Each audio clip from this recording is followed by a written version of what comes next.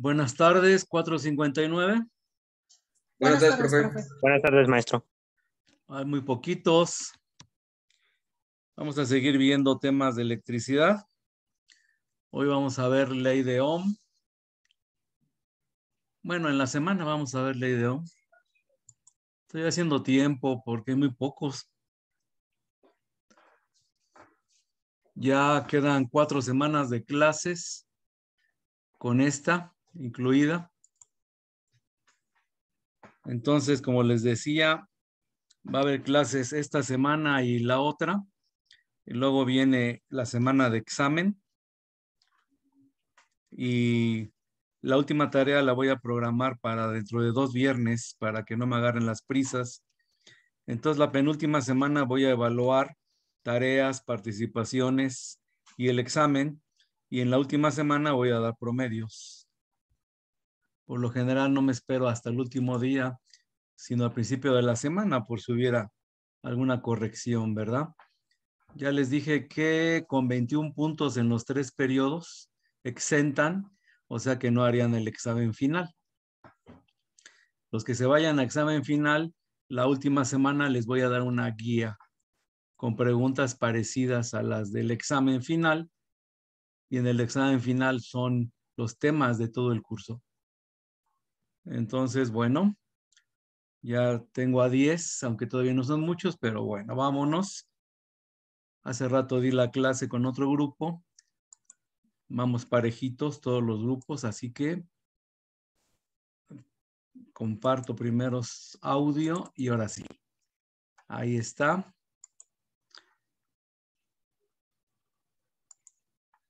Corre video. A ver la ley de Ohm. Entonces, vámonos a un Jamboard antes de... Bueno, mentira. Vamos a compartir.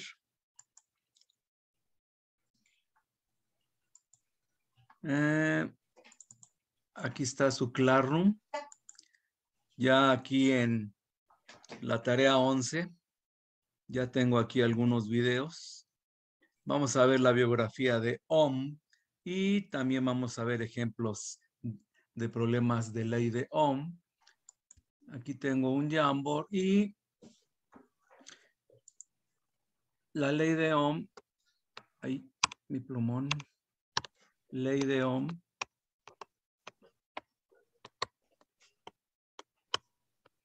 Nos relaciona las variables que son voltaje igual a I por R. Esta es la ley de Ohm. Aunque también se puede ver así. La corriente es igual al voltaje entre la resistencia. Entonces, bueno, sigo admitiendo. Entonces, veamos. V es el voltaje. ¿Qué es el voltaje? El voltaje es la energía que hace que los electrones se muevan. ¿Qué es la corriente I? Es el flujo de electrones en un conductor. Y la R es la resistencia al paso de corriente. Todos los cuerpos tienen resistencia. Algunos tienen más resistencia que otros. Los metales tienen poca resistencia. Por eso son buenos conductores de corriente. Entonces, las unidades de voltaje son los volts. Aunque ahorita vamos a ver un video español y le llaman voltios los españoles.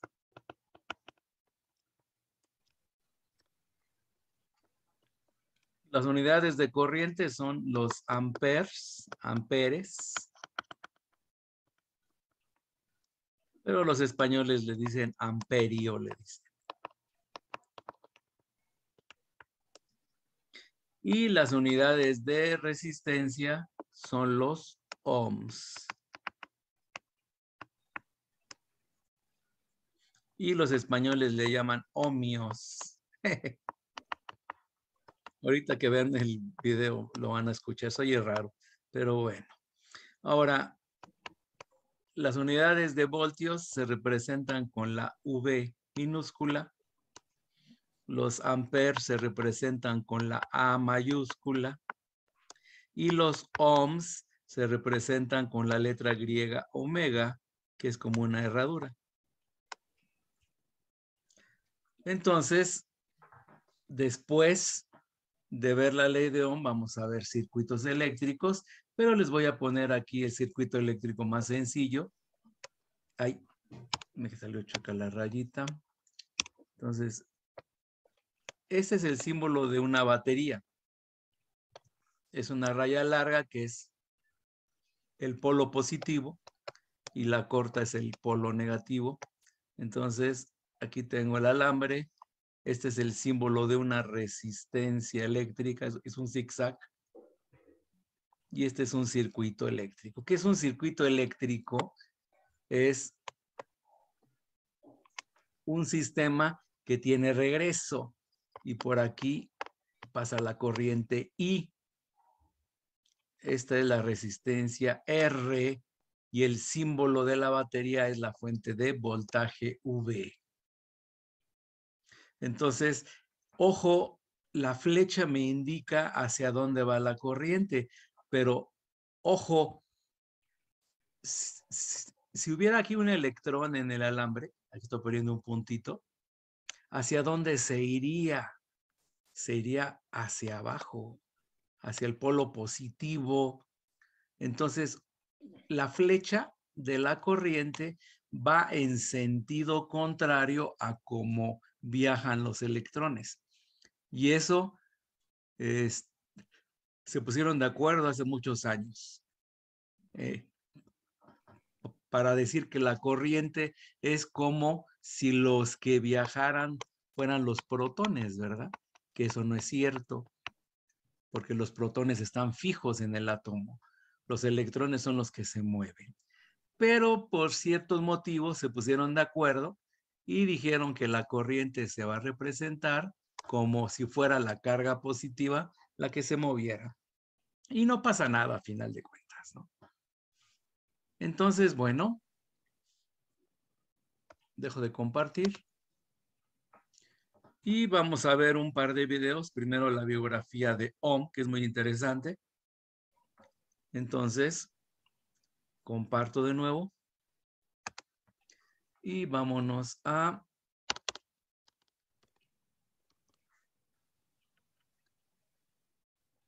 su Classroom. Y aquí están los 3 videos. Cumbres de la ciencia. Este es el que quiero ver ahorita. Entonces, corre video. Pero otra vez, espérenme. No compartí audio. No van a oír nada. Entonces, a ver. Ahora sí, comparto audio. Y ahora sí, corre video.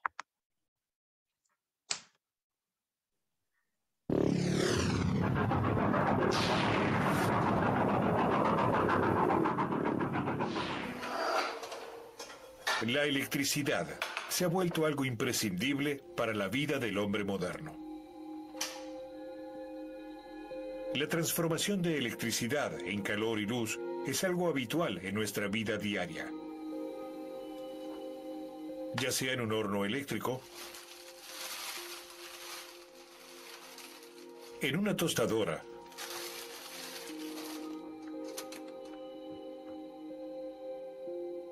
o en una máquina para hacer café express. En todas partes, la resistencia eléctrica genera calor, un efecto conocido y que sin embargo nadie pudo explicar en mucho tiempo. El primero en lograrlo fue un hombre que debió luchar muchos años para ser reconocido como científico.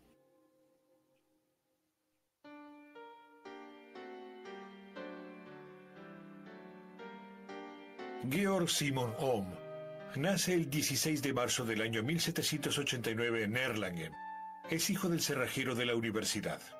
En su tiempo libre, su padre estudia con intensidad física y matemática, disciplinas que enseña también a sus hijos, Georg y Martin.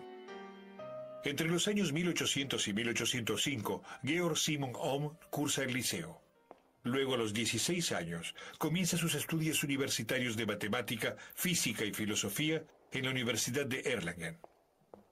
Es una época sin paz, ya que las tropas francesas al mando de Napoleón han montado sus cuarteles en Erlangen en su marcha hacia Prusia.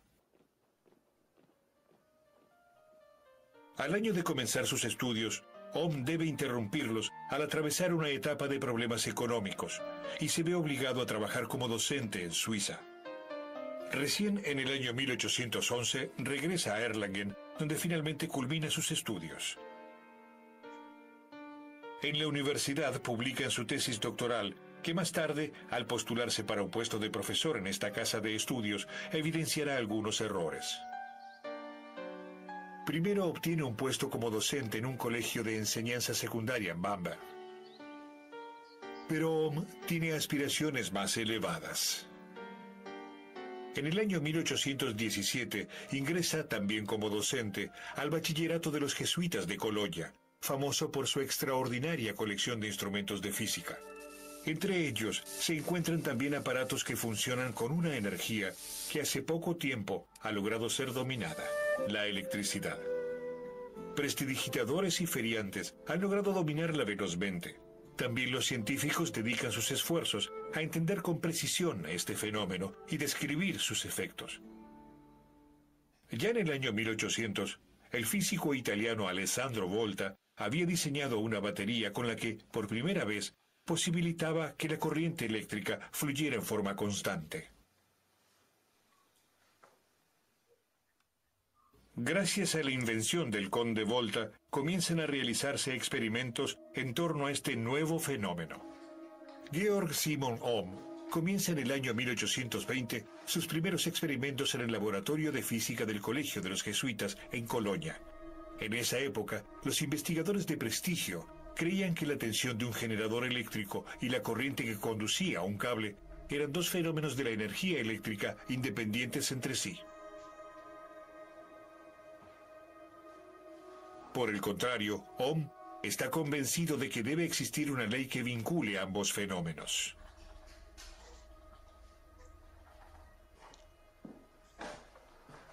En Colonia, invierte una gran parte de sus ingresos adquiriendo instrumentos de física y química con los que se dedica a la realización de ambiciosos experimentos. A fin de verificar sus hipótesis, hace circular corriente por diversos cables. En cada uno de ellos mide la conductividad. Para ello, emplea una balanza de torsión en la que una aguja imantada se desvía en función de la intensidad de corriente. Experimenta con cables gruesos y delgados, largos y cortos, de cobre, plata, latón y otros metales.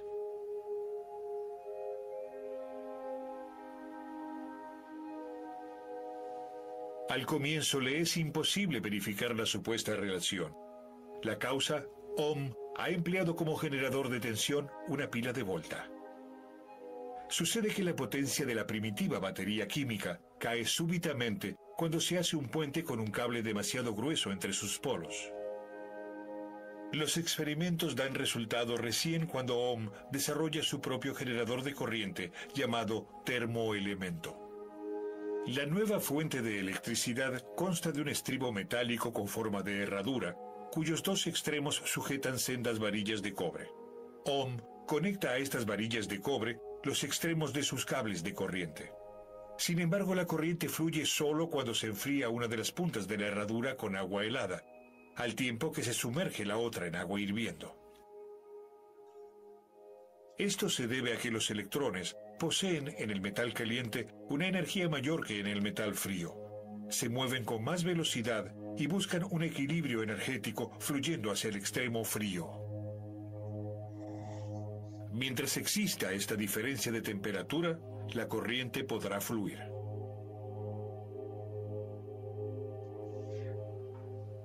Ohm diseñó todos sus aparatos y unificó las condiciones en que se realizaban sus experimentos. Y ahora se confirma también la presunción del investigador. Por los cables más gruesos circula más corriente que por los delgados. Los cables cortos conducen una cantidad de corriente mayor que los largos. A esto se suma otro descubrimiento. no todos los metales conducen la corriente de igual forma. Un cable de hierro, por ejemplo, transporta menos corriente que un cable de cobre de igual longitud y grosor. Ohm denomina resistencia al valor que indica cuán fuertemente un cable frena la corriente. Esta resistencia es la que hace que dentro del conductor ocurran reacciones térmicas. Los electrones fluyen por el cable al tiempo que colisionan contra las partículas materiales del conductor. Cuantos más puntos de choque de este tipo se presenten en el camino de los electrones, mayor será el valor de resistencia del conductor.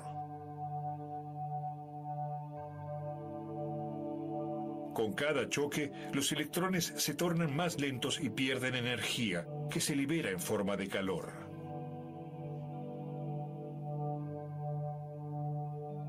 En cables extremadamente delgados de ciertos materiales, esto puede provocar incandescencia, un efecto que se aprovecha para iluminar, tal el caso de las lámparas incandescentes.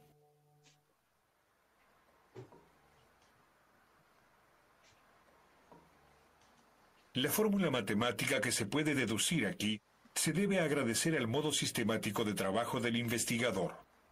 Ohm anota todos los valores de medición en protocolos y deja en cada caso constancia de la longitud, el diámetro y la composición metálica de los cables empleados.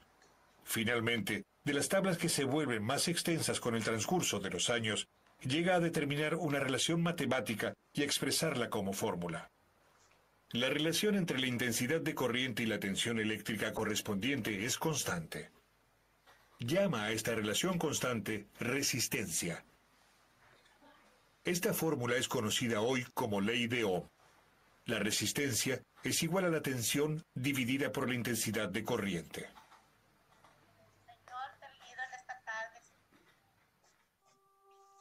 ¿Cómo se pueden imaginar estas relaciones? Lo más sencillo es hacer una comparación con un tubo de agua. La intensidad de corriente describe la cantidad de electrones que circulan en la unidad de tiempo. Comparable entonces con la cantidad de agua en la unidad de tiempo. Cuanto más grueso el tubo, mayor es el flujo de agua, o sea, la intensidad de corriente. Por el contrario, la tensión muestra a qué presión entra el agua en el tubo. Una presión baja, o sea, una tensión baja, significa poca corriente. A mayor presión, o sea, a mayor tensión, fluye más corriente. Por otro lado, también es cierto que para una presión muy baja, puede fluir una gran cantidad de agua en la unidad de tiempo. Tal es el caso de los tubos de gran diámetro. Lo mismo ocurre para la corriente eléctrica. La resistencia determina, si se compara con los depósitos calcáreos en un tubo, cuánta corriente fluye por un cable. Si la resistencia en un cable es elevada, solo se transporta una pequeña cantidad de corriente. Si la resistencia es baja, aumenta la cantidad de corriente. Tras haber finalizado los experimentos eléctricos, Ohm se toma vacaciones en sus investigaciones y en el verano del año 1826 visita a su hermano en Berlín. El científico, quien ya cuenta con 38 años, publica entonces los resultados de sus investigaciones en el libro La pila galvánica, su descripción matemática, que aparece en el año 1827. Georg Simon Ohm sabe que ha hecho un descubrimiento revolucionario, pero aún no puede hablarse de un triunfo del científico. Las universidades alemanas siguen ignorándolo, a pesar de sus esfuerzos por conseguir un puesto académico. Muchos profesores universitarios se burlan de las deducciones matemáticas de Ohm.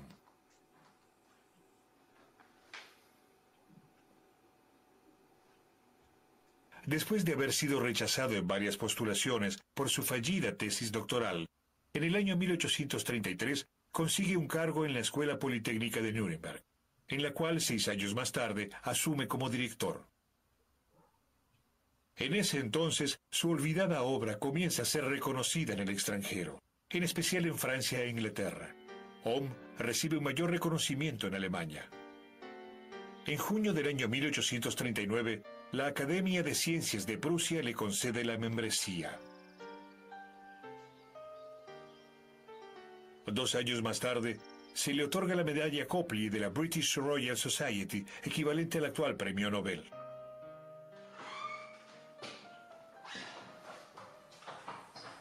Finalmente, a los 52 años de edad, es reconocido como científico. No obstante, sus trabajos de investigación no se limitan a la teoría de la electricidad.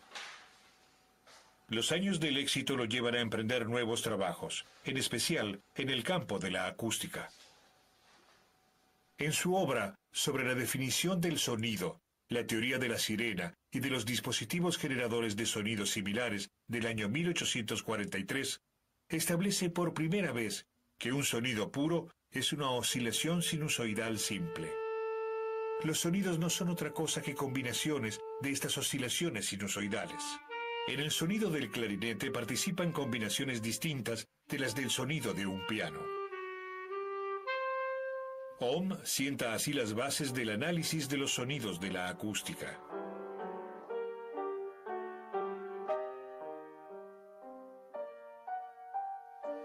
En el año 1850 tiene la oportunidad de hacer realidad su sueño, de obtener un cargo de profesor universitario.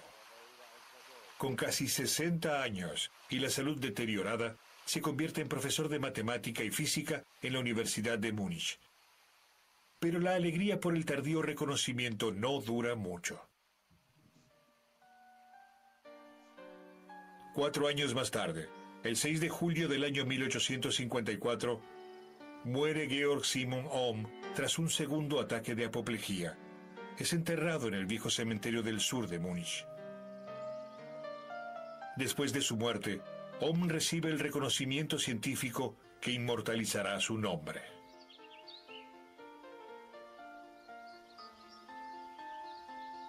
En el año 1881, el primer Congreso Mundial de Electricidad en París determina las unidades eléctricas. Establece el nombre de ampere a la unidad de corriente, el de volt a la unidad de tensión y el de ohm a la unidad de resistencia, simbolizada con la letra omega mayúscula.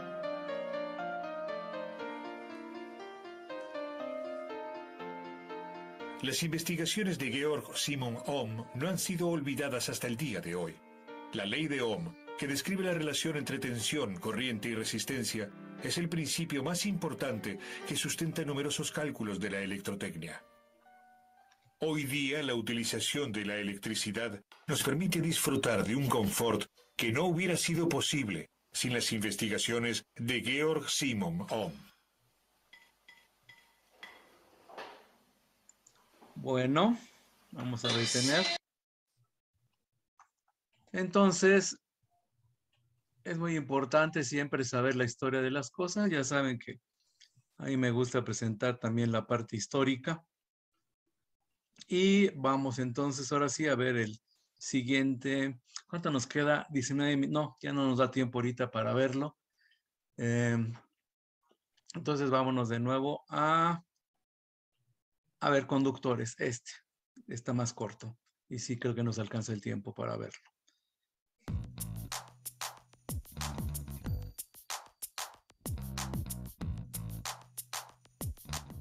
Hola a todos y bienvenidos una vez más a Refrigeración Total. Mi nombre es Amílcar Pineda Costa y hoy seguiremos hablando de los fundamentos básicos de electricidad. Además nos concentraremos en las formas de producción de electricidad que se realiza a través de diferentes procesos que son capaces de generar una carga eléctrica.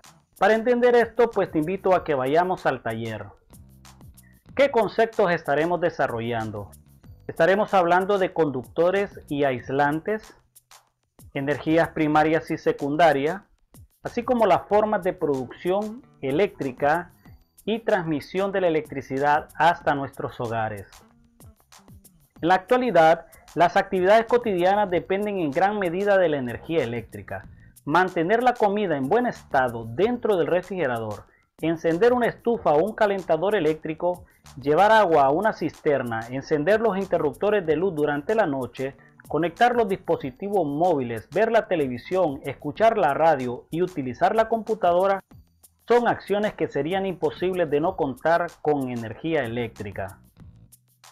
Para llevar la energía eléctrica hasta nuestros hogares, oficinas e industrias se requiere de un largo proceso para transformar a una energía primaria renovable o no renovable a energía eléctrica. En la actualidad, gracias a los avances tecnológicos, se ha diversificado la forma en la que se pueden producir energía cuidando el medio ambiente. Además, existen procesos que no solo producen electricidad, sino otras formas de energía que permiten cuidar del medio ambiente. ¿Cuáles son los grandes conceptos? Hablemos entonces de la clasificación de los materiales aislantes y conductores. Podemos decir que un conductor eléctrico es un material que ofrece poca resistencia y permite el movimiento libre de electrones o a la carga eléctrica a través de ellos. Recordemos que estos materiales que permiten el movimiento libre de electrones son los que se utilizan para crear circuitos eléctricos. Según esto, se puede decir que todos los materiales o elementos que permiten que a través de ellos fluya corriente en movimiento se conocen como conductores. Para que los electrones se desplacen libremente por los materiales conductores, se les debe conectar a una fuente de tensión. Entre los conductores se encuentran los metales ferrosos y los no ferrosos, las aleaciones, entre otras. ¿Cómo los podemos clasificar? Los tenemos como oro, bronce, plata, aluminio, cobre, grafito, aleaciones y soluciones. Hablemos un poco de ellos. El cobre es el conductor eléctrico más utilizado por su bajo costo. Posee una alta conductividad eléctrica y funciona para cualquier instalación de uso doméstico e industrial. Además, es altamente maleable y se puede encontrar mayormente en cableados y componentes eléctricos. Tenemos la plata. Es el mejor conductor de electricidad. Sin embargo, posee un alto costo, por lo que su uso es reducido en comparación con otros conductores. Además, es utilizado en fusibles para cortocircuitos o breaker, instrumentos eléctricos en medicina e interruptores de bajas densidades. También tenemos el oro. Posee una alta resistencia eléctrica, aunque es un poco menor al del cobre. Es inalterable por el aire, el calor, la humedad y la mayoría de los agentes químicos. Se utiliza en conectores eléctricos de computadoras como ser las memorias y bornes de baterías. También tenemos al aluminio. Está más indicado para el uso de líneas aéreas. Representa un 63% de conductividad eléctrica con respecto al cobre. Y tenemos también al grafito. Posee una conducción baja, por lo que es considerado un semiconductor. Se utiliza para la fabricación de electrodos. Y por último tenemos las soluciones salinas. Estas poseen una conducción de clase iónica. Se utilizan, por ejemplo, en la elaboración de baterías o pilas, en el área automotriz y otras industrias. Podemos hablar entonces de aislantes. ¿Qué es un aislante? Son los materiales que no permiten a los electrones circular libremente, por lo que hacen imposible el flujo de la corriente eléctrica. ¿Cuáles son sus aplicaciones? En los circuitos eléctricos normalmente suelen usarse plásticos como revestimiento aislante para los cables. Los cables muy finos, como los empleados en las bobinas de motores eléctricos, pueden aislarse con una capa delgada de barniz. También el aislamiento interno de los equipos eléctricos puede efectuarse con mica o mediante fibras de vidrio con un aglutinador plástico. Además, en los equipos electrónicos y transformadores de alta y baja potencia se emplea en ocasiones un papel especial para aplicaciones eléctricas. Las líneas de alta tensión se aíslan con vidrio, porcelana u otro material cerámico. ¿Cómo se clasifican? Bueno, tenemos al vidrio, al caucho, al mylar, nylon, tela, cerámica, teflón, polietileno.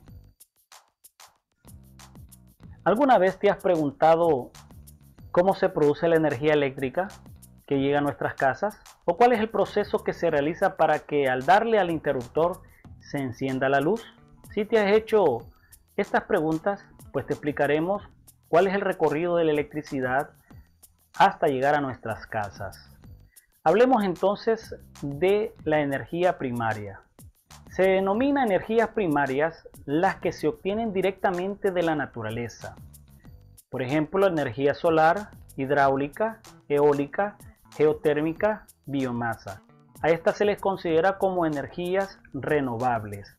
Pero también tenemos al petróleo, gas natural o carbón y la energía nuclear como energías no renovables. ¿Qué es una energía renovable? Realmente las energías renovables son recursos limpios y casi inagotables que nos proporciona la naturaleza. Por su carácter autóctono contribuyen a disminuir la dependencia de nuestro país de los consumidores externos. Además favorecen al desarrollo tecnológico y a la creación de empleos. ¿Cuáles son estas? Bueno, tenemos la energía solar, que es una de las fuentes más conocidas, ya que utiliza la energía proveniente del sol. Aquí hay que distinguir entre la energía solar térmica y la energía solar fotovoltaica. Recordemos que utiliza unos paneles de color azul, como se mira en la imagen, la cual capta los rayos solares, manda esa energía a un banco de pilas o baterías. Estas las almacena y después las distribuye en nuestras casas. También tenemos la energía eólica, que es la que utiliza la fuerza del viento para originar la electricidad. Se obtiene a través de los aerogeneradores instalados en los parques eólicos. Recuerden que debe de haber una corriente de aire fuerte para poder mover las hélices de este ventilador gigante. También tenemos la energía hidráulica, que utiliza la fuerza del agua en movimiento para producir o almacenar la electricidad. Para conseguirlo se utiliza el agua de los ríos o arroyos que desciende de las montañas. También tenemos la biomasa que utiliza la materia orgánica como fuente de energía. La materia orgánica puede ser natural, residual o procedente de algún cultivo energético. Por ejemplo, aquí en nuestro país podemos ver que se utilizan los árboles, se utilizan zacate, se utiliza también el bagazo de la caña de azúcar. También tenemos otro tipo de energía, que es la geotérmica, que utiliza la energía del calor del suelo, por ejemplo, donde hay presencia de aguas termales, y eso hace mover generadores y generar electricidad. Hablemos entonces de las no renovables. ¿Qué son estas no renovables? Son aquellas cuyas reservas son limitadas y por lo tanto disminuyen a medida que se consumen. También es más difícil su extracción y aumenta su costo. Dentro de estas tenemos la energía nuclear, la cual se obtiene al bombardear con neutrones a gran velocidad los átomos de ciertas sustancias, como cuáles: el uranio y el plutonio. También tenemos el petróleo, este líquido viscoso que se encuentra debajo de la tierra y que ha sido formado por miles de años o millones de años. Por ejemplo, cuando nosotros no tenemos energía eléctrica o hay un corte de energía eléctrica, se pueden utilizar plantas térmicas para poder generar este tipo de electricidad. Es a base de combustible. También tenemos el carbón, que se utilizó por mucho tiempo para mover al ferrocarril. También se obtiene de manera natural, ya sea obteniéndola como mineral en la tierra o quemando los árboles también para generar carbón. También tenemos el gas natural, también, que es otra fuente de las no renovables que se utiliza en la actualidad. Bueno, hablemos de las energías secundarias. Las energías secundarias son las que requieren un proceso de transformación. Para obtener la electricidad hay que transformar alguna de las energías primarias.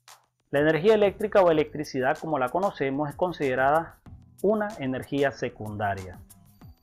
Podemos hablar entonces de cómo se transmite la energía o cómo se distribuye hasta nuestras casas. Veamos el siguiente ejemplo. ¿Conoces el camino que recorre la electricidad hasta llegar a tu casa? Comienza en centrales de generación eléctrica que produce energía con combustibles no renovables, una central hidroeléctrica. Pero, ¿cuál es la diferencia entre la energía renovable y la no renovable? Depende del recurso que se use para producirla. La energía producida en la central pasa por un transformador para aumentar el voltaje.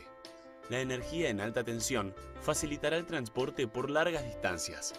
La corriente ahora viajará por líneas de transmisión de alto voltaje a lo largo del país. Cuando la energía llega a tu pueblo o ciudad, en las subestaciones transformadoras se disminuye el alto voltaje para viajar por el circuito de voltaje medio. Así, la energía se transporta por tu ciudad y tu barrio a través de cables elevados en el aire o cables subterráneos. Una vez que llega cerca de tu casa, el voltaje es reducido en los centros de transformación nuevamente, de media a baja tensión, para llegar así a tu domicilio. En tu casa hay un medidor que cuenta el volumen de uso de electricidad que hace tu familia o edificio. Así, la energía eléctrica se genera y luego de un largo camino llega a tu casa para que puedas disfrutar de todos sus beneficios. ¿Cuál es la terminología del día de hoy? Hablamos de conductores, tipos de energías, hablamos de aislantes, formas de producción y distribución de la energía hasta nuestros hogares. Me despido con frases que inspiran. Cuida tus pensamientos porque se convertirán en tus palabras. Cuida tus palabras porque se convertirán en tus actos. Cuida tus actos porque se convertirán en tus hábitos. Mahatma Gandhi. No olvides suscribirte, somos Refrigeración. Muy bien, jóvenes. Entonces, ya nos quedan 4 minutos. Vámonos de nuevo al Jamboard. Entonces, la ley de Ohm es esta, que me involucra voltaje, corriente y resistencia. Y, pues, evidentemente, lo que seguiría sería ver circuitos eléctricos, ¿no? Pero antes vamos a hacer problemas con ley de Ohm. Aunque si en el video que viene hay ejemplos de problemas para que empiecen a ver cómo se trabaja con ellos. Bueno, 4:59. Dejo de compartir. Mañana entonces vamos a ver el video con problemas de ley de Ohm y vamos a hacer ejercicios para participaciones. Pues es todo por el día de hoy, ya queda 1 minuto y medio prácticamente. ¿No tienen alguna duda, pregunta, inquietud, jovencitos? No, maestro. Ok, entonces pues nos vemos mañana en clase. Gracias. Hasta luego. Hasta luego, profe. Hasta luego, maestro. profe.